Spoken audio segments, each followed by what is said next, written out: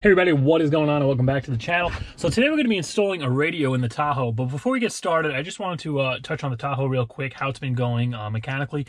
Where we left off, I went and did the spark plugs and valve cover gaskets. Since then, it's been running fine. The only problem I've been having, actually popped up right before I did the plugs and wires, is I have a check engine light that comes and goes. Right now it's off, but it does occasionally come on with either a P0300 code, which is a multiple misfire code, a P0191, I believe. Oh, no, a P0171, and I believe it's a 174 or something like that, which they're two lean codes. One's a bank 2 lean code, one's a bank 1 lean code. So in an upcoming video, I'm going to be replacing the intake manifold gaskets. I picked them up, so that's going to be coming.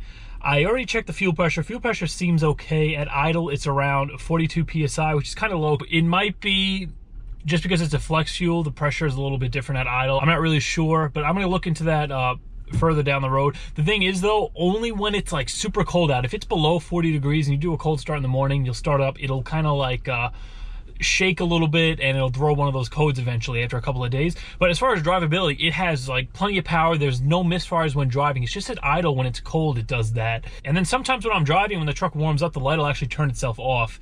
And it's really random. Sometimes it'll be a P300, sometimes it'll be a 171.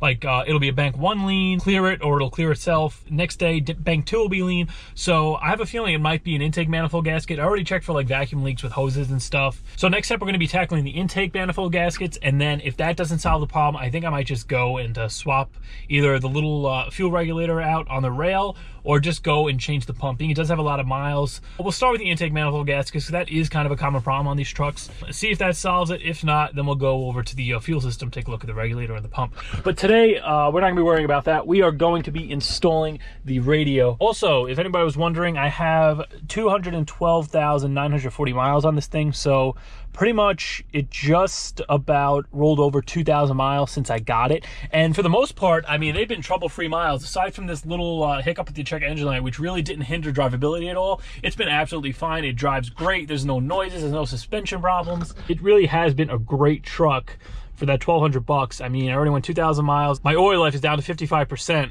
So I'm sure with another maybe 2,000 miles, it's going to be time to change the oil. So I am getting some good use out of this truck, and so far it's treated me good. So let's hope that continues. Now, I believe this is a 6.8-inch screen. It might be a 6.5. Now, it does have Apple CarPlay and Android Auto, which is great. It is nice that the radio supports both Android and iPhone. The radio alone costs about 350 bucks. And then I went to Amazon. I picked up a rear view camera. This is just going to mount on the license plate. And then over here is the dash kit. This is just the plastic trim that goes around the radio, because it's not going to be an exact perfect fit, so you kind of got to cover up the little gap around it. And then this puppy here is the interface to retain the Onstar steering wheel controls, the amp, and like all that, because the factory system, I know with the Bose system, I don't know the trucks that don't have the Bose, it has an amp from the factory, so I'm guessing you have to bypass that amp if you're not using this or something. But primarily the reason I bought this is for the steering wheel controls, because I don't want to lose the steering wheel controls. I mean, this thing cost me 95 bucks on eBay. You don't have to pick this up. You could just put the radio in, but keep in mind, you are going to lose the steering wheel controls. You're going to lose the OnStar, and you also lose the door chime. If I could get the door chime to come on. The door chime actually comes out of the speaker instead of like a little buzzer that's in the dashboard. So if you just swap the radio out without this, you're going to lose that chime as well. So now looking at the back of the truck, you could see there's really no place to mount that backup camera. I mean, on the 3rd gen trucks, they have the license plate in the hatch here. So you could kind of mount it onto that lip, or if you get the license plate one that I had, you could just mount it to the license plate up top and just kind of run the wire through the hatch. On these trucks, there's like just no place to put it on the hatch. The only place that I could really put it is on this plate here, or maybe underneath the bumper, but I feel like that's going to be too low and it might actually get broken off if you're towing or something. So I feel like the best bet is just to go ahead and mount it on these 2 screws here. And then as for running the wire, I'm just going to run it under this plastic trim, and then probably underneath the space here and into this little hole, and that's going to go right into the taillight, because I'll be able to wire it into the reverse light and get power off the reverse light. So once you hit into reverse, the light comes on, feeds power to the camera, and it'll show up on the head unit. And then from there, I'm just going to run the wire up underneath. But I had all those plastics off before, so I don't think it's going to be a problem removing them. I don't have to really worry about any of them breaking or snapping. Also, if you hadn't noticed, I don't have a coat on today. It's actually getting pretty warm. The 3-ton thermometer is actually reading 52 degrees today. Yeah, it's pretty warm, and tomorrow I think it's gonna get up to 60, so I might actually go and pull the Camaro out tomorrow. It needs an inspection. It's gonna expire this month. We're in February now, so by the end of February, it is gonna have to be done. So I'm probably gonna pull it out. Hopefully it starts. It's been sitting there for over a month in like just really cold temperatures. We've been getting down below 10 degrees at night sometimes. So hopefully the Walmart battery is holding up. But today we are gonna be focusing on the radio. So the first step, let's open up this box here and see what we're looking at for the rear view camera. Now this camera, I believe I spent like 20 bucks on it on Amazon. The reviews, I think it got 4 stars. I really couldn't find one that was just, you know, knock it out of the park, like 5-star reviews. But this one seemed like a safe bet. You can see it's the typical, you know, just screw to your license plate style. Got the 2 holes there, but you can see it does have a little swivel to it, so that's nice to know. For the instructions here, all right, so we have the harness coming off of the head unit here, yellow coax coming off of the camera. So one of these ends, I'm assuming, plugs into the camera.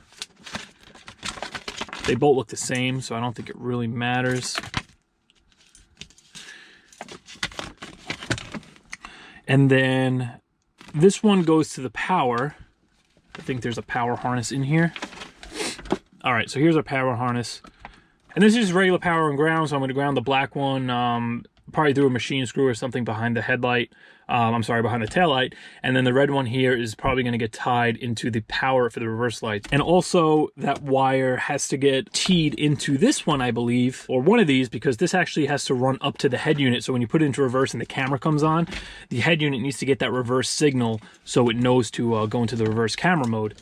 All right, I forgot that there's this space behind the plate, so I might run the wire down under like that, and I just run it in that hole so you wouldn't see it coming up under that plastic. Then I could just keep it like kind of tied up behind here in the bumper and run it over there. I wouldn't have to try pulling this plastic up and running it in the gap back there or even underneath this. The taillight's out. I unscrewed all the bulbs to get it out of the way. The middle one here is going to be the reverse. I'm assuming the green one is the power, but I'm just going to come here with a voltmeter, put it in reverse, and we'll see which one's power, which one's ground. And then from there, I'm just going to splice the backup camera wire into there. But before I do that, let's get the license plate back on. We'll get the camera mounted up and get all the wiring actually ran over into this opening here. All right, about 30 seconds in, I already found a problem with my plan. The way the camera is, the wire is kind of coming out the bottom here, and it doesn't allow you to really pivot it down. Really, all you can do is have it straight or put it down. The problem with that is the way I want to mount it, with the wire going underneath, it's not going to let me angle the camera down. So I'm going to have to mount it this way, as I mentioned, and just have the wire coming up under the plastic. I think I'm just going to run it underneath this little overhang here, and then just have it come out in there, so I don't have to pull this up and try to like pin it down underneath here.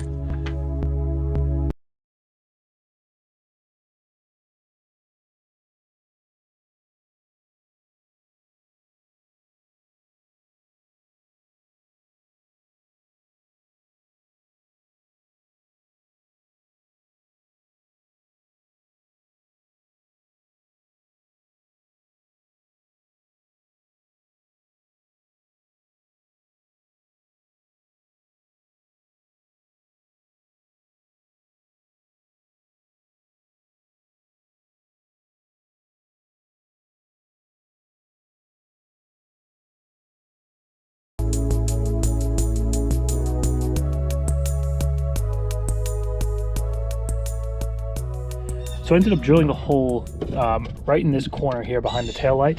I popped the plastic off, and you can see there's like a little window where the wire's coming out.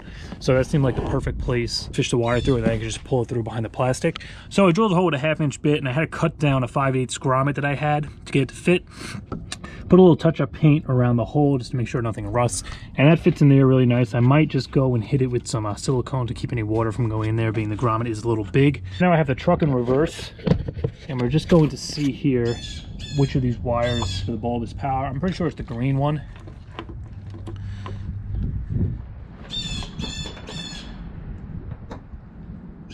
All right, we got battery power there. So it looks like the green wire here is the one we're going to be splicing our camera trigger wire into, as well as the main power wire. Then the grounds, I'm probably just going to machine screw into this bracket somewhere.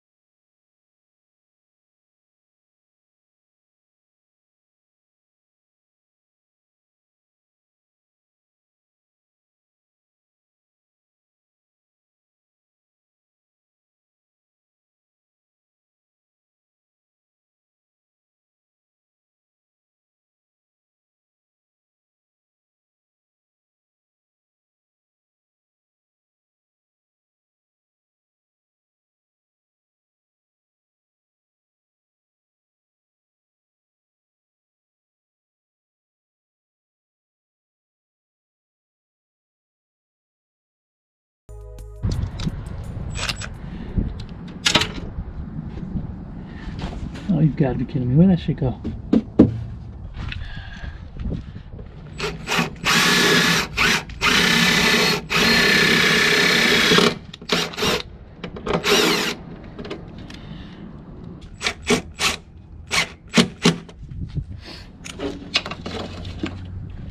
All right, so I'm about to pop the taillight back in, and here's where we're at. I got all the bulbs back into the taillight. You can see there's where I soldered in the one wire. I spliced the main power and the signal wire coming off the camera together right at this point, and then that single wire comes off, and that's what I actually soldered into the power wire for the reverse light. Then I just put some grease on the little terminal for the ground, and I just had some black RTV I used to seal up the hole where it's going through the grommet.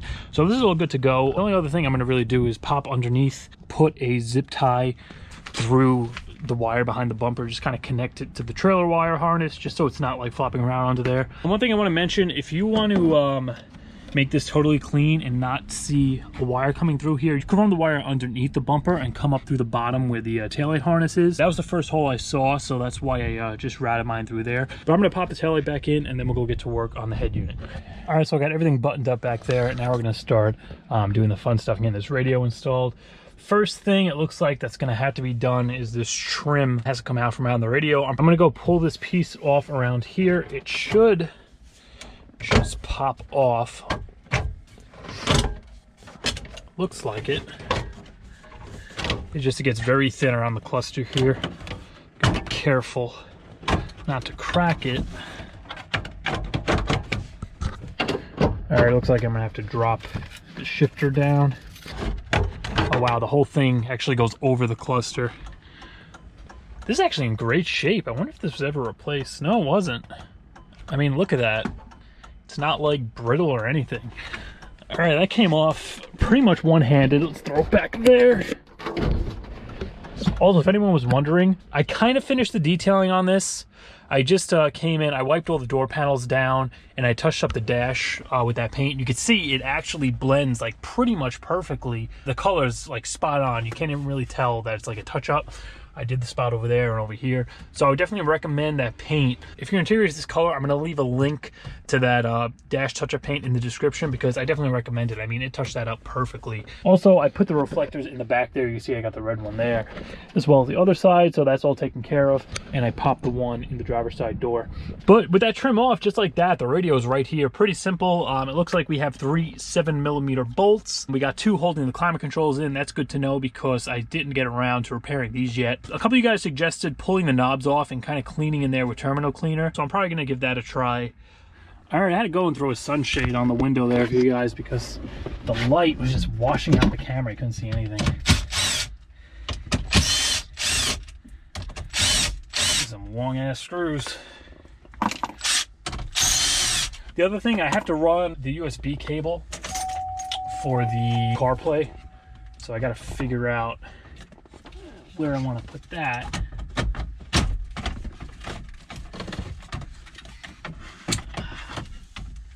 Wow, that antenna wire is short.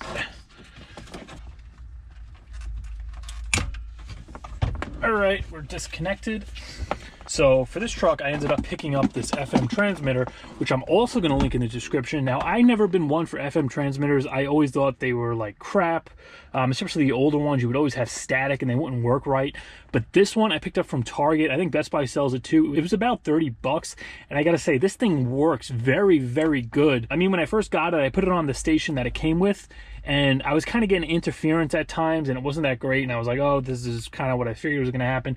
Then I just changed the station, not a completely blank station, but one that had, you know, just kind of talk radio going across it, and it actually works way, way better on the station that actually had a signal coming through. And I mean, just driving on the highway, I haven't had one problem with the radio cutting out. It literally just sounds like regular, like Bluetooth radio. You wouldn't even know that it's going to a transmitter. I would definitely recommend this. You get the two charging ports on it, which is nice. It has a microphone built in, so you have the calling feature. You got the skip track buttons here. But yeah, I got a little off track there. But what's great about the Sony radio is, being it doesn't have the CD player, it's only one DIN. Now the face is going to be 2 DINs, but you'll see in a second when I pull it out of the box, it only has 1 DIN. So that's going to allow for a lot more space for me to put the OnStar module and steering wheel control box back there. All right, so with that out, let's open this bad boy up and see what we got in here. All right, so in here we have the regular harness. Now this is what's actually going to plug into the 2 connectors that came out of the stock radio.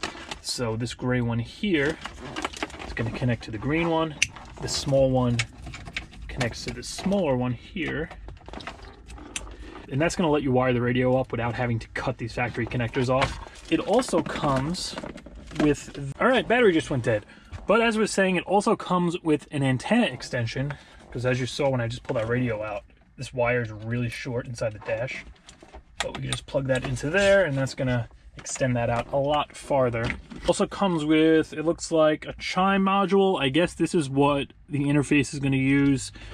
This is going to output the chime to this, I'm assuming, because the factory radio has the chime built in.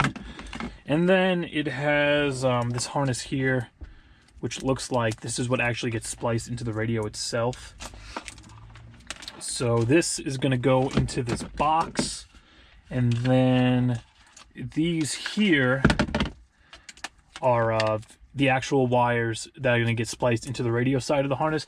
All right, so I took a quick look at the instructions, and all the connections to the box are pretty straightforward. I mean, all the connectors can only fit one way. The things that they mention that stick out is that this yellow wire has to be connected to constant 12 volts. Before actually plugging the wire into this specific connector here, you have to set this select switch that's on the side of the radio to the correct setting for whatever brand you're going with.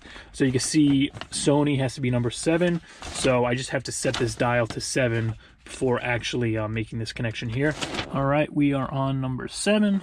I'm going to leave this one out just because I have to connect it to the Sony harness first. One of the reasons I went for this radio over Pioneer or some other brand is because I like the way it looks. It's very simple. It's not like really flashy like most aftermarket radios where they got like that piano black finish and they have all these buttons on it. It's just really like flashy and aftermarket looking. This looks very, very almost kind of boring, and just it looks stock to me. That's why I went with it. It has a volume knob. A lot of aftermarket radios, just so they have the bigger screen, they don't have a volume knob. So I like that. That looks a little factory, and it's always nice to, you know, just have an easy knob to lower the volume. You don't have to just go clicking away at the buttons on the screen. But overall, I really like the finish of this. It's kind of like a matte black finish. It's not flashy. It doesn't look like super aftermarket. It almost looks like it could have came in the truck. As you can see here when I'm talking about the DIN thing, being it doesn't have a CD player, it has all this space underneath. So that's going to make it a lot easier when it comes to tucking all the wires in. And you're not going to be stuffing them in the back of the radio. They could just kind of sit underneath behind the screen. All right, so with both harnesses here, this is the side that's going into the back of the Sony. And then this is the side that's going to be plugging into this box. So all we're going to be doing is splicing these wires together. I'm going to take a quick look at the instructions just to make sure that these colors correspond to these, but most of the time they do.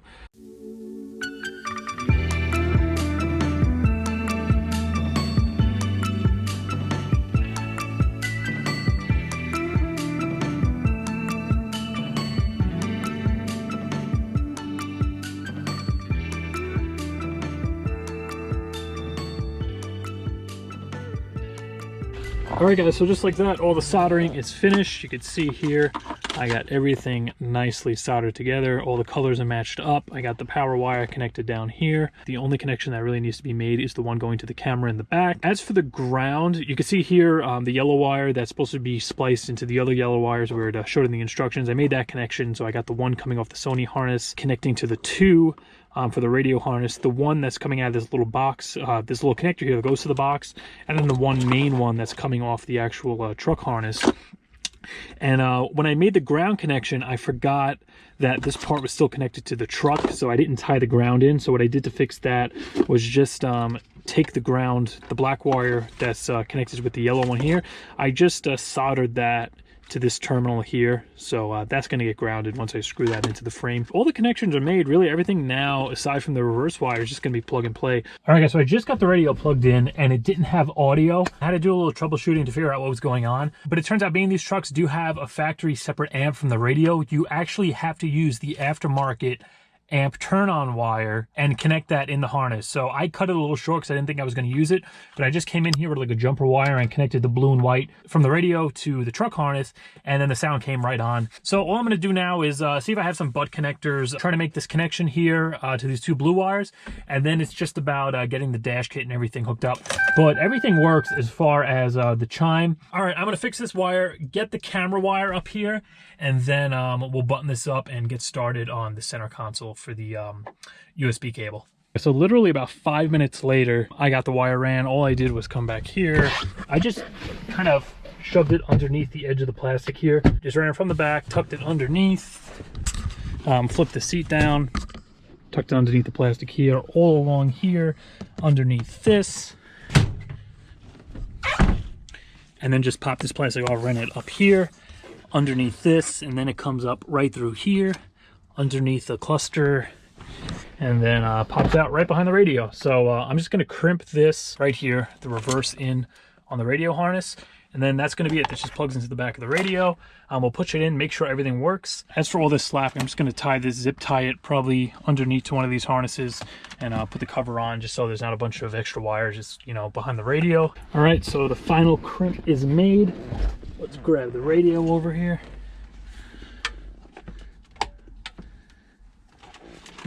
I guess all we really need is the backup camera. Make sure that works. The main connector. Now I'm gonna leave the other stuff out for now. Let's just see. Let's just see if it powers up. So the chime's working. All right, backup camera. Perfect. Got the lines and everything. All right, so I think I'm just gonna go aim it down a little bit.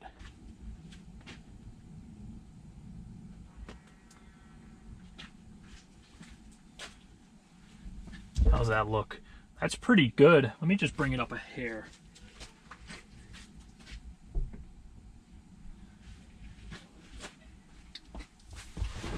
Oh yeah, I'm happy with that. So see, I can see the edge of the bumper. So when I'm backing up to something, actually,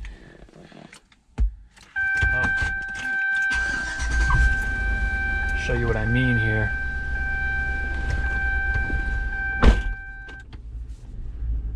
Okay, that's nice. So when it's booting up and it actually says Sony, if you kick it into reverse, it actually cuts that screen out and goes right to the backup. You can see what I mean. You can see the bumper. So that's pretty much exactly where I want it. That cuts out. All right, I think we're good to go. Let me see if I could get us some music here. Just on Bluetooth.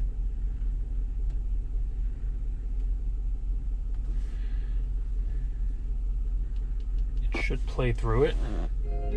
Yeah. So Bluetooth's working perfectly. Sound is great.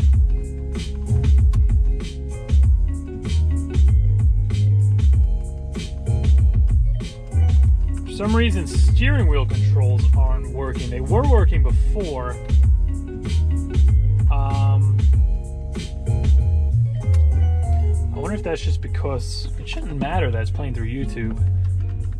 Maybe I don't have something connected back here because I didn't put all the connections in yet. Let's see.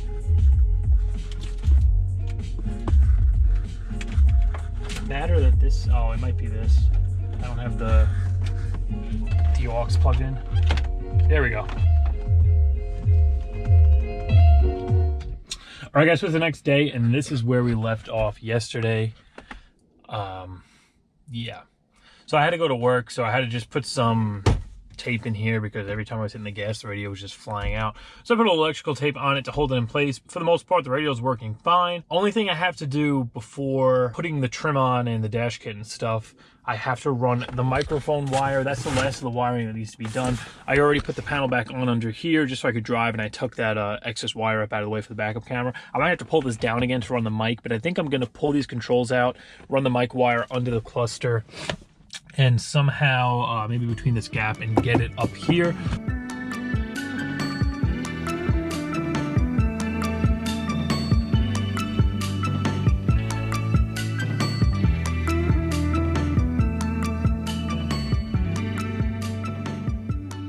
Pretty much just 2 screws go into there, and same on the other side, and they just fit into these tabs. So pretty much when you're installing this, you're just like kind of, oops, you're just putting it under here like that. All right, time for the most satisfying part of this whole job, putting that cover trim back on. Before I do that, I gotta get this USB out of here. It's on the shop boot. All right, there we go. Now, before you just go like ape shit on this, you're gonna make sure it's like perfectly lined up with all the tabs. Otherwise, you bend shit.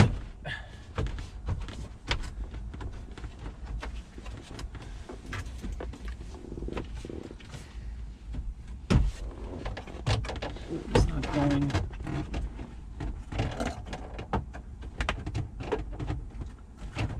Hold on a second. I don't think somebody wants to go into. I don't think somebody wants to go into his home.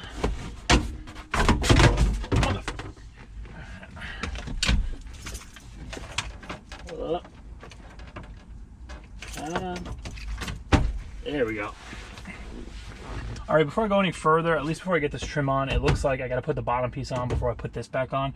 So I'm just going to try to pull a section of this center console off. I think the cup holders just pull out, so I can have this ran underneath. Then I could just work on the center console from there, and I won't have to touch any wiring up here.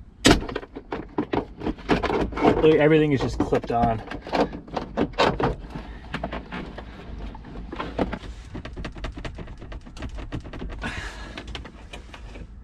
All right, now let's see if I can get this up through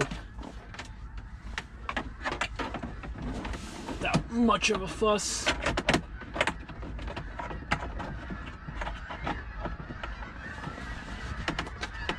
What the hell?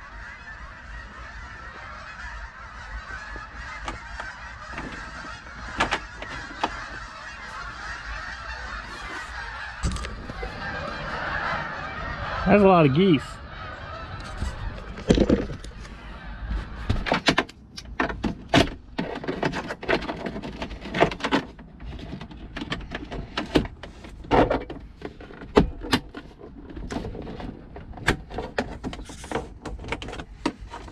You know what, I just realized this compartment down here is really, really deep. So I think all I'm gonna do right now is pull this out. I'm gonna drill a hole in the back of this, and I'm just gonna leave this in here. So when I'm not using it, it'll just be coiled up down there and you won't see it.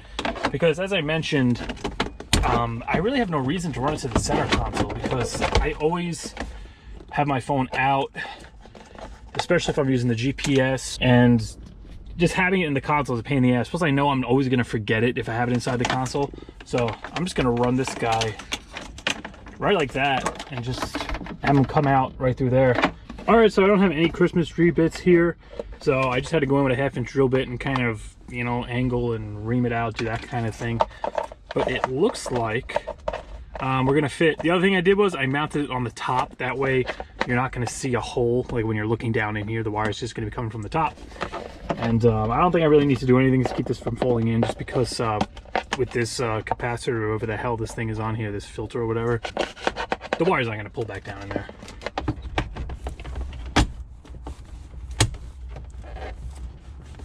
So I just put the last of the panels back on. I still have to clean up. Before I do that, the one last thing I want to do, because my OCD is kind of annoying me with this, there's like a space here, I don't know if you can see this, where it's not actually sitting flush against the radio. So if you're looking at a certain angle, there's a kind of a gap. So I'm going to pop this trim back off, and I'm just going to try putting some washers under this faceplate to try to bring it forward to pull that gap closed, and we'll see if that helps at all. Oh yeah, look at that. That is a million times better. Before there was just a huge gap all the way around there. You can actually see light coming through the instrument cluster if you were sitting on the other side. All right guys, so we got everything cleaned up here. Radio looks great, got it all wiped down. I gotta say, I really like the style of this. I mean, it just fits the interior so well. If you can even see the actual like finish, the matte finish kind of texture on the radio actually pretty much perfectly matches the finish on the climate controls. So I'm definitely really happy with the style and the way it looks. I got my little volume knob here. Easy to adjust volume on the fly. Also, I gotta say the sound is really good considering these are like the factory Bose speakers from 2004. There's plenty of low end. It's nice and crisp.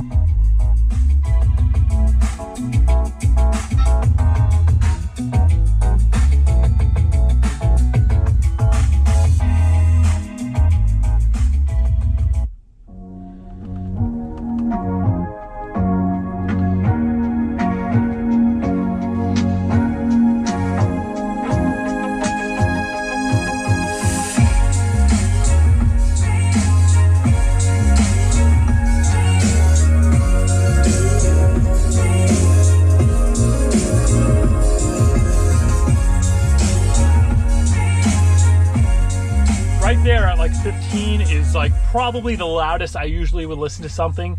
But we got our maps. This is primarily what I'm gonna be using the CarPlay for. I don't want to get too deep into this. Like I said, I'm probably gonna put a review video out, but I still got to mess with like the EQ and stuff like that. But as far as you know, the screen goes, the response feels great. You know, it's quick, it's not laggy, backup camera's working.